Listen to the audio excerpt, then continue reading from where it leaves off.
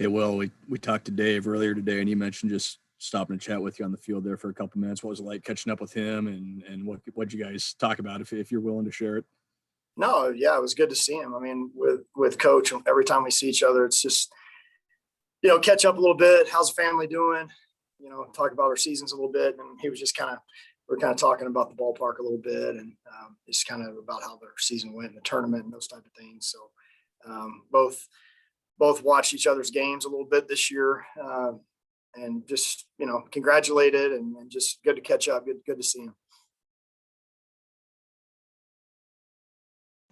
Evan. Hey, Will, I guess first of all, how much thought went into deciding to start Cade on Friday, or was there much dialogue in that?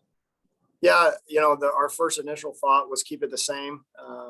The most important game is the one right in front of you. That's the way we've played it all year long. And we've done that even in some of the pod matchups where maybe there was another matchup that could be played or something like that. We just, we feel like the most important game is the one that's in front of us. Keep these guys on normal rest. There was a bit of discussion just to make sure that we were dotting all our I's and crossing all our T's. But really, at the end of the day, we were all very convicted in the fact that we needed to keep Povich on Friday. I was going to ask you too, there are teams in your regional and kind of around the country this weekend that maybe have had to make roster adjustments because of what happened in conference tournaments last week. From your guys' perspective, I guess how healthy is everybody? How rested is everybody heading into this thing to do what you guys want to do? Yeah, I mean, everybody that you've seen that has played or been impactful on our team this year is available to play. So no issues that way. And one silver lining, maybe playing less games this year. We haven't had midweek games. We didn't have a conference tournament. We've had a chance to hit the reset button each and every week after some weekends where, it does become a grind when you play 44 conference games where they all matter. And we've been able to hit the reset button each week and keep the guys fresh and keep them off their feet a little bit. And I don't see anybody with any signs of slowing down, and everybody that's played and been impactful will be ready to rock. All right, let me know if you've got more questions in the chat. Michael, did you have a question? Yeah, I do. Will, you kind of mentioned the pod setup that you guys had to deal with this year. Does that experience, I guess, maybe help you once you get into the regional setting with maybe having to use guys in different roles than you would normally?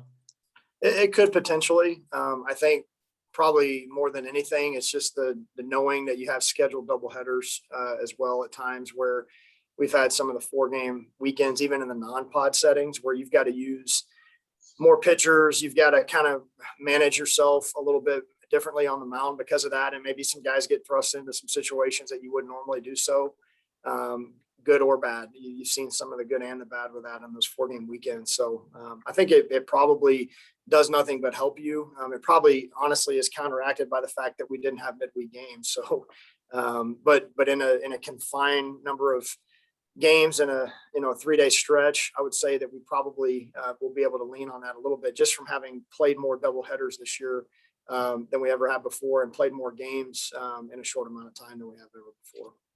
One quick follow-up, I guess, with the pitching discussion, is this a weekend where maybe you look at Spencer in a bunch of different roles, maybe if things kind of call for it? No doubt. Yeah. I mean, he's been one of our best pitchers. So we need to maximize his innings over the course of the weekend, and whatever that scenario presents itself, he's ready for it. He's extended out. I mean, he's thrown 70 pitches in an outing before. He's thrown 6 pitches in an outing before. He's bounced back and thrown multiple days in a row.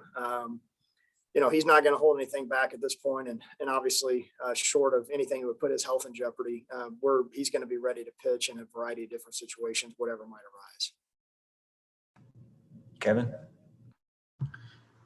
Hey, Will, what's the mentality of your team, now that you guys down there in Fayetteville and you're a day away from opening up the tournament? How would you describe your team's attitude, and what's the level of excitement? Our team's attitude is identical to what it's been and dating back into January when we first started practicing to prepare for this season with all of us together. I mean, today's practice was exactly the same as it's been every time. I mean, the guys were ready to go. They used it as an opportunity to get better, to learn a little bit about the field, to take game speed reps. It was loose. The guys were flying around. They were having fun. It's just what this group is. It's what you would hope every group would be going into, no matter what game it is. And those are the things that we've talked about all year long, is hopefully to prepare us for a weekend like this, where we go about our business the same way in an indoor practice in the Hawks indoor facility in January as we do early June, preparing for a regional. Evan? Well, I just wanted to follow up on Northeastern a little bit too. I mean, they've been such a prolific base stealing team this year.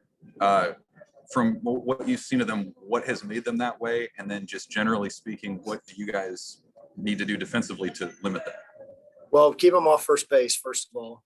That's the best way to shut it down and to get the leadoff hitter out. That's a really good way to do it. They've got speed and they're fearless. That's part of their game. They are a very, very complete team. I mean, if you look at the numbers, and obviously the wins come from that. But yeah, I mean, Povich has been pretty good at holding the runners, being left-handed, and our catchers have done a fantastic job of limiting the extra bases as well. So we're going to just continue to do what we normally do, with an idea that they're going to be aggressive, and probably just if we throw them out once, they're probably going to keep coming, because that's just how they play. And then if I could, what's I guess the scout on their starter and the challenge that he'll present? Yeah, he's got a good arm. I mean, they have a very good rotation. Guy that was drafted out of high school. He's been very consistent, good stuff. I mean, good breaking ball, good fastball command. I mean, looks fearless, attacks his own. I mean, just all their guys look very similar that way. And there's a reason that they pitch at such a high level, is because all of their guys seem to have a similar mentality, and they all have good stuff. Hutch? Yeah, Will, I was wondering if you could maybe give us some insight on Povich and what's made him so effective for y'all this season. Yeah, Povich is a guy that only about 2.5 short years ago, he threw 83 miles an hour. So he was what you call a knife fighter, a guy that he's got to go out there and compete with less than, I guess, above average stuff. And because he had to do that when he was in high school, maybe as a junior and even into his senior year, he had to really learn how to pitch and use a bunch of different pitches, keep hitters off balance. And as the time's gone along, he's continued to grow. He's probably grown about 4 inches in that time, and put on probably about 25 pounds. So naturally his velocity has gotten better. He's always been a strike thrower. He's always been a guy that's been able to keep hitters off balance. And now that the velocities come, it just makes him that much more difficult to hit. And he just does a lot of things well. He gets ahead. He can put you away with multiple pitches. He fills his position, holds runners well. He does a lot of things that winning pitchers do. And then last thing I've got, Coach, is I think y'all were 7-8 last year when the season got shut down. Before the season, you weren't among the top 6 preseason picks in the Big Ten. What's been the key to y'all's success and getting things turned around there? We're a lot better on the mound. That really, we had a good lineup last year. We actually played pretty similar defense, although this team is much more athletic defensively than last year's team was, but we're better on the mound. I mean, that's really, that's as simple as it gets. We weren't good enough on the mound last year. We had probably 10 games that we had a lead midway through the game and just couldn't finish it off. And this year we have better pitching, and Coach Christie's done an amazing job with our staff. Our bullpen's better. Our starting pitching's better. That's been the biggest difference. Bob? Hey, Will, how you doing? I cover Arkansas here for the Arkansas Democrat Gazette. I know you're focused on Northeastern, but I wanted to ask you, Dave said you guys interact during the year, and Arkansas went 28-6 against teams in the field, which is kind of mind-boggling. Just wondering kind of what you thought about the season they put together. Are they kind of the King Kong of this thing right now, do you think? Well, Coach Van Horn is a very, very good coach. He has a very, very good staff that works for him. They've recruited a lot of really good players, and they play hard. So you put those things together, you're going to win a lot of games, and they've done it in the best conference, and you just look at the numbers as far as hosts and those type of things. I mean, the SEC was the best league in the country this year, and what Arkansas was able to do start to finish was pretty amazing. When they've won the amount of series that they've won the tournament, they won the league. He's got it rolling, and that's what you got to do. You got to have good players, you got to have good coaches, and you got to play hard, and you end up getting a lot of breaks when you do that. You make your own breaks when you do that, and Arkansas is a really good team, and Coach Van Horn is he's one of the best in the business. Yeah, thanks. Jason?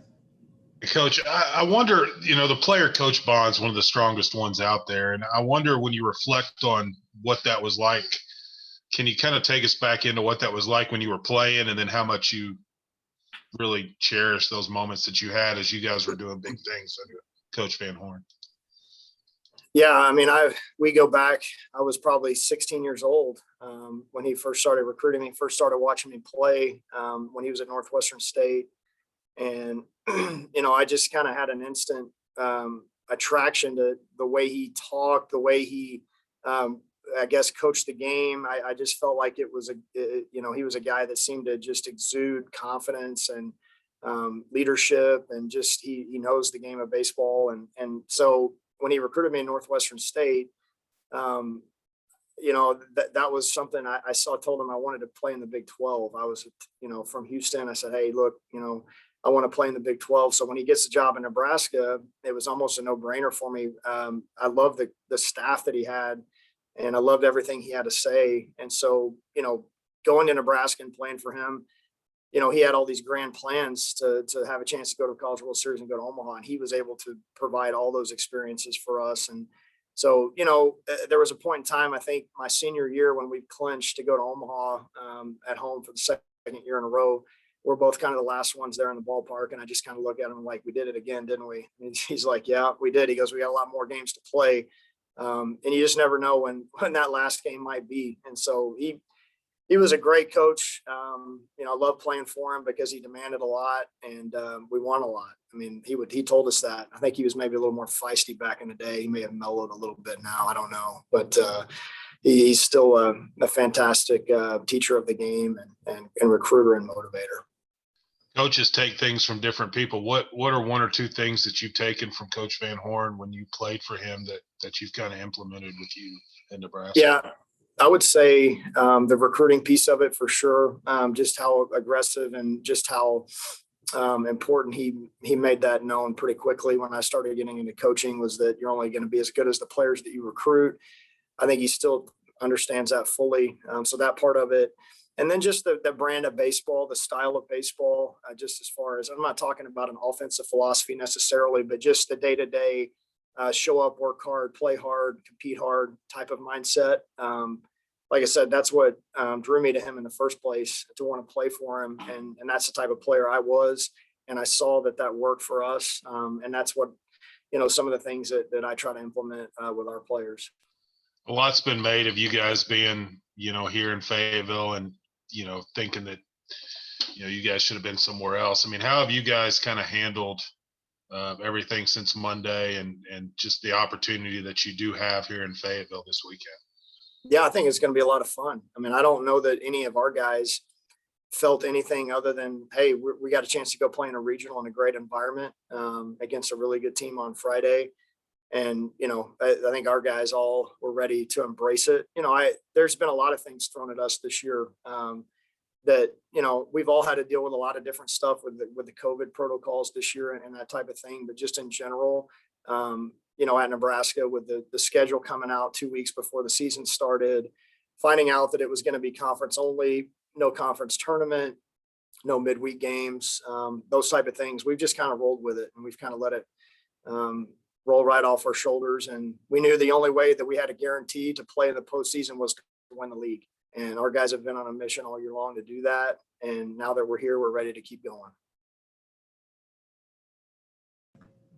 All right, that'll wrap us up with Coach Bolt. Thanks, Coach. Appreciate it, guys.